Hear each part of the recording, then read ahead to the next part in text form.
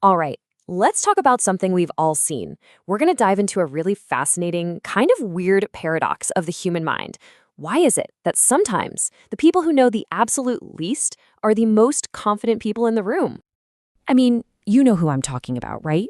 It's almost a universal experience. You're in a meeting, you're at a party, and you're just blown away by the sheer certainty coming from someone who is, well, completely and utterly wrong. And you see this everywhere. It's that coworker who is absolutely convinced they're a marketing genius, but their big ideas are just terrible. Or, that friend who gives you super detailed relationship advice, even though their own love life is a complete train wreck. And oh, my favorite, the karaoke hero who sings with all the passion in the world, but couldn't hit the right note if their life depended on it.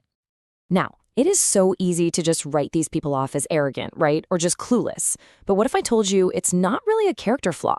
What if this is a feature, or let's be honest, a bug that's kind of hardwired into all of our brains? Well, this brain bug, it actually has a name, and it's one of the most talked about, most interesting traps in all of psychology, the Dunning-Kruger effect. So what is this thing really? To put it simply, it's a cognitive bias where people who have very little skill or knowledge about something genuinely believe they're way more competent than they actually are. And here's the key. They are not lying. They truly, honestly believe it. And this is where it gets really tricky. Psychologists call it the double curse. Part one of the curse is pretty straightforward. You're just not good at the thing. But part two is the real kicker. You are so not good that you lack the very skills you would need to even realize that you're not good. Think about it. The knowledge you need to be competent is the exact same knowledge you need to recognize competence in the first place. Okay, so to really get our heads around this, let's picture it as a journey of competence that has some very specific and sometimes pretty painful landmarks along the way. This journey basically has 4 stages. We start on what's called Mount Stupid.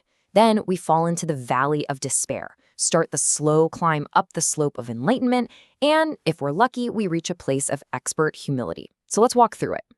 First up, Mount Stupid. Okay, let's say you decide to learn the guitar. You practice for a week, you master 3 chords, G, C, and D, and all of a sudden, you feel like a rock star. You think, I've got this. Your confidence is through the roof, but your actual skill is at rock bottom. Why? Because you don't know what you don't know.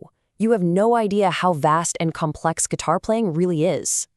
And then reality hits. You play for a friend who's an actual musician, or you get some blunt, honest feedback online. And suddenly you see it. You see the massive gap between where you are and where you thought you were. And your confidence just plummets. You fall right off that mountain and land in the Valley of Despair. This right here is the critical moment where most people just give up. But for the people who push through that pain, this is where the real learning starts. You begin the slow, steady, sometimes frustrating climb up the slope of enlightenment. As your skills genuinely get better with practice, your confidence starts to grow again. But this time, it's totally different. This is earned confidence. It's real. It's built on a solid foundation of actual skill. Now check this out, because here's where it gets really interesting. This whole bias thing, it doesn't just mess with beginners. There's a flip side to this coin that trips up the experts too. So you've got the novice on Mount Stupid thinking, hey, I know a little bit about this, so I must know everything. But the true expert? They can fall into a totally different trap. They think, wow, this is so easy for me. It must be easy for everyone. They've completely forgotten the struggle, the years of practice it took to get there. This is what's known as the curse of knowledge. Let me give you an example. A world-class chef might honestly tell you, oh, just whip up a quick béarnaise sauce. It's simple. And for them, after cooking for 20 years, it is simple. It's second nature. But for the rest of us, that's a one-way ticket to a broken, curdled mess in the kitchen. Their own expertise has made them lose perspective. So, after hearing all this, the big question is, how do we avoid being that person? How do we stay off of Mount Stupid, but also avoid the curse of knowledge? Well, it all boils down to one thing: cultivating some good old-fashioned self-awareness. Here are 3 really practical ways to do it. First, just be humble. Always assume you have blind spots, because, newsflash, we all do. Second, and this is your escape hatch from Mount Stupid, actively go looking for honest feedback. And don't just ask, so how'd I do? That's useless. Ask better questions. Ask, what's one specific thing I could have done better? Or, what was the most confusing part of my explanation? That's how you get real data to work with.